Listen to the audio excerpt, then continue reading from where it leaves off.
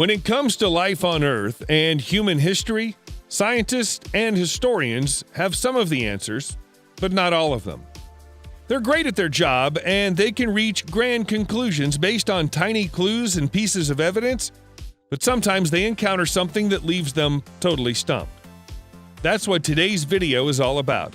These are the strange and wonderful places all over the world that are amazing to see, but impossible to understand, even for scientists.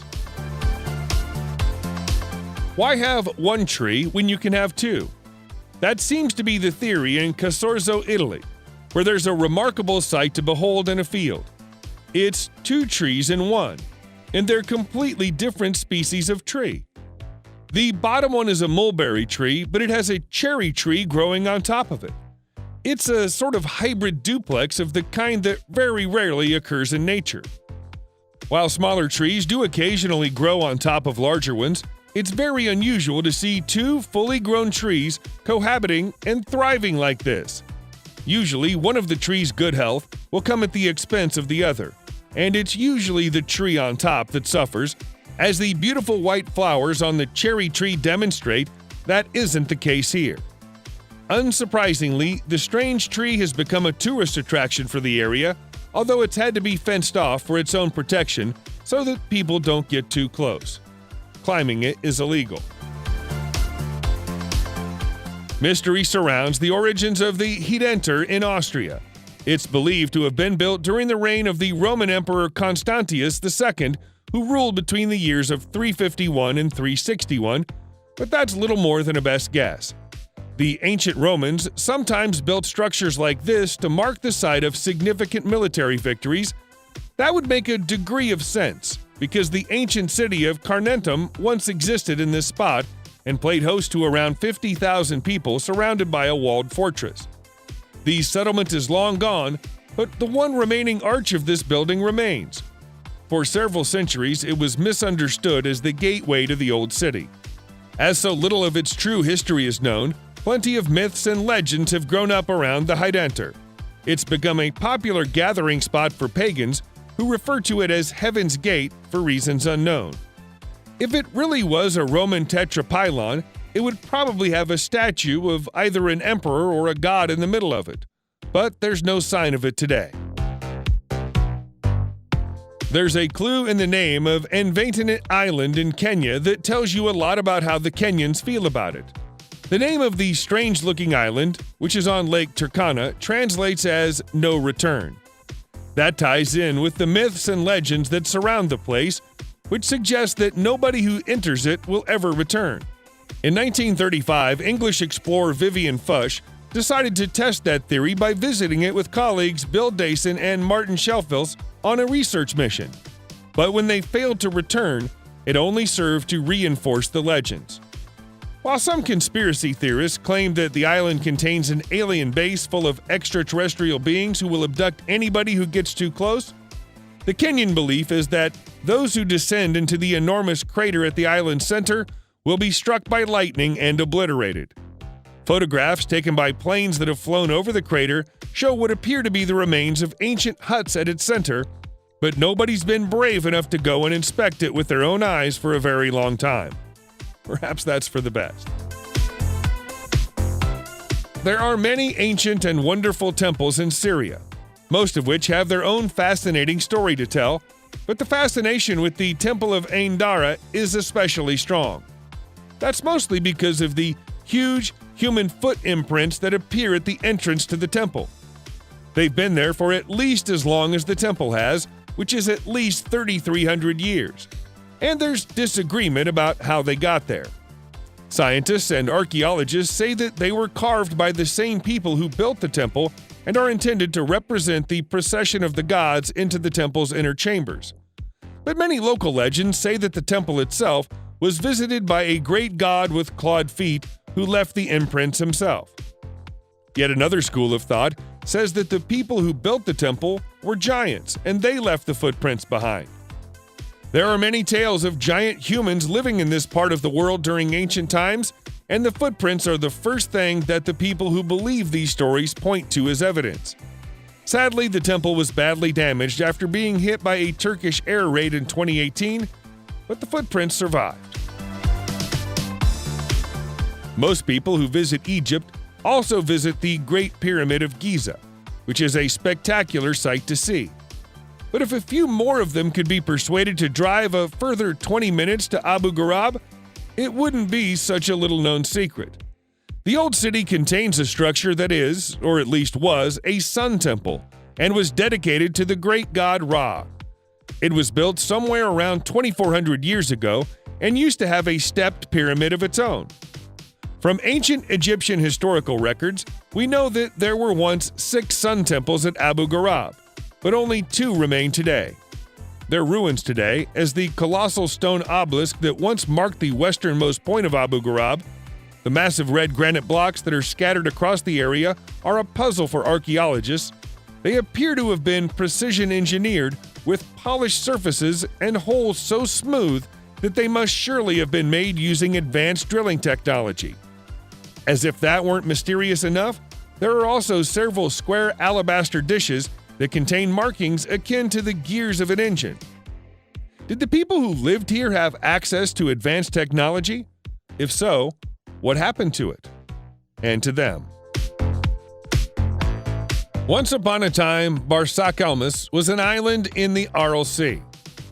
These days, the water level is a little lower than it was in ancient times, and it's now a plateau in Kizilorda, Kazakhstan.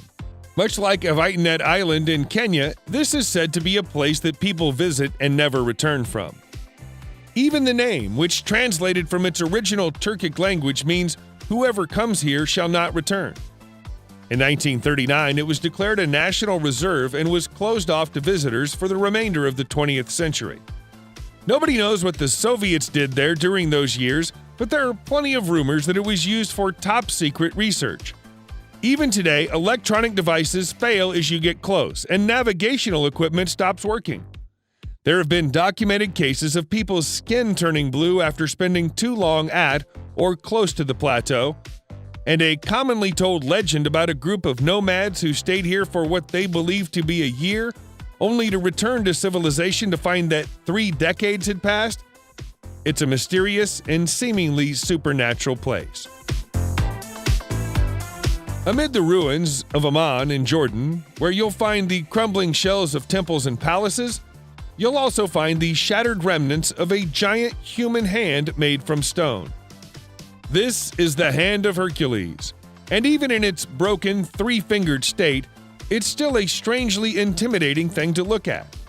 The hand is part of the Temple of Hercules, which was built during the 2nd century during the Roman occupation of Amman's citadel. For reasons that have been lost to history, it appears that the temple was never finished.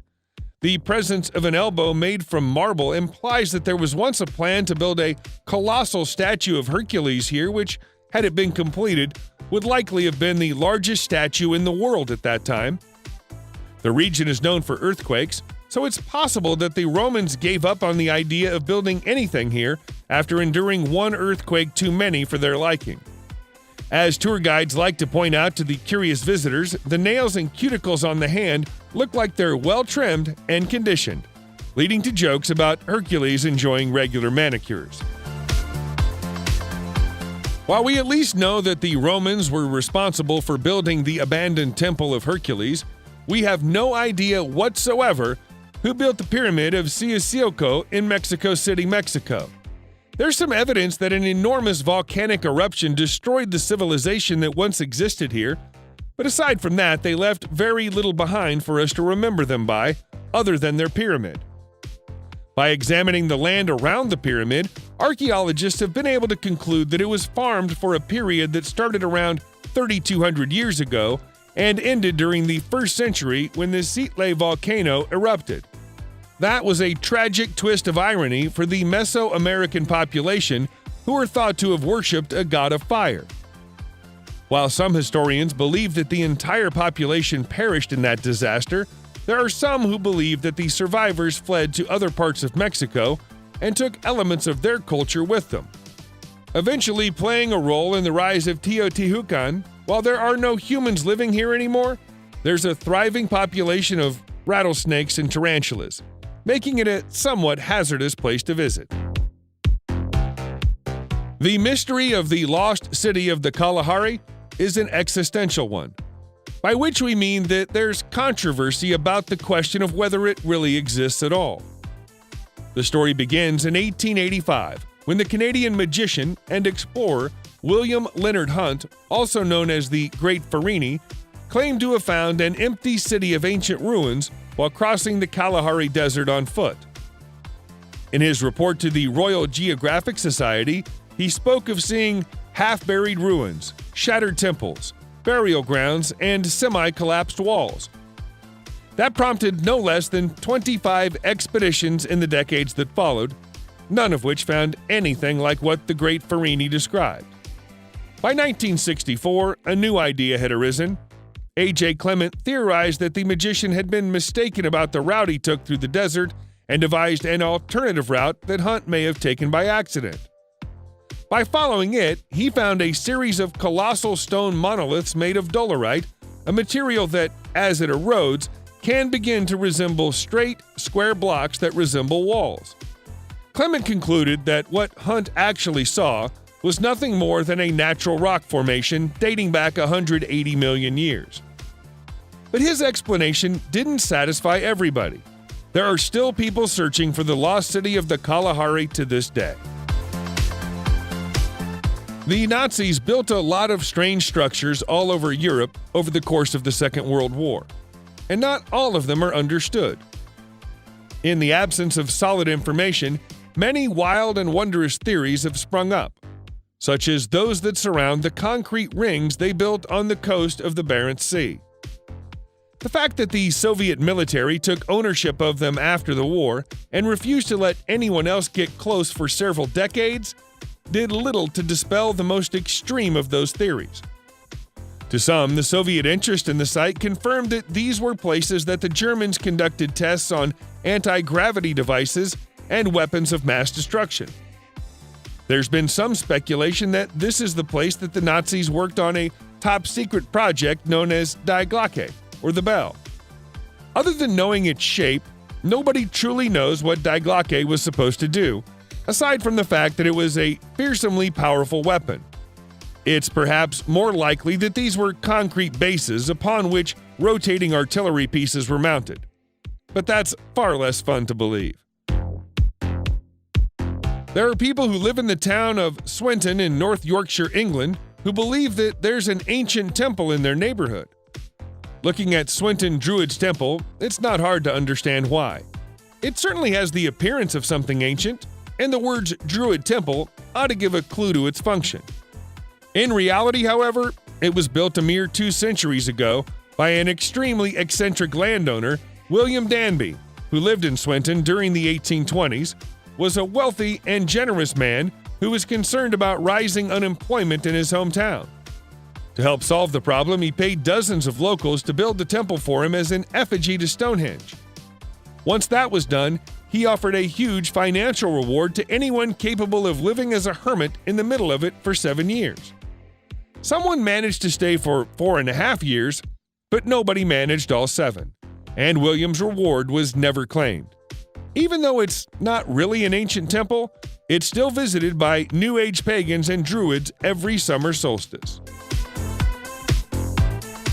Gunjiwamp in Groton, Connecticut, USA is the type of place that gives archaeologists and historians a headache. The settlement has been used and reused by a variety of settlers for at least 1,400 years, all of whom left their own mark on the landscape. There are stone chambers, stone rings, etching on the walls that don't correspond to any known language, and Native American artifacts. There are so many traces of human occupation in Gunjiwamp, it's impossible to say where one era of its use ended and the other began, or even who was the first there. One popular theory is that it was built in the 6th century by Celtic Christian monks who'd run away from Ireland to escape Viking raids, but that would rewrite the accepted history of pre-Columbian America and also disregards several pieces of evidence that suggest the site is far older. Occasional spikes in electromagnetic activity have been detected at Gunjiwamp, which scientists put down to the composition of magnetite, granite, and quartz rocks. But conspiracy theorists buy into the idea that it's either an alien base or an energy vortex. One lithic stone tool found buried here is at least 3,500 years old, which blows a hole in the Celtic monk theory. We don't know whether it was built in stages or all at once, and frustratingly, we probably never will. Subscribe to the channel and turn on notifications, and you will be the first to know when a new video comes out. Thank you for watching, and see you in the next video.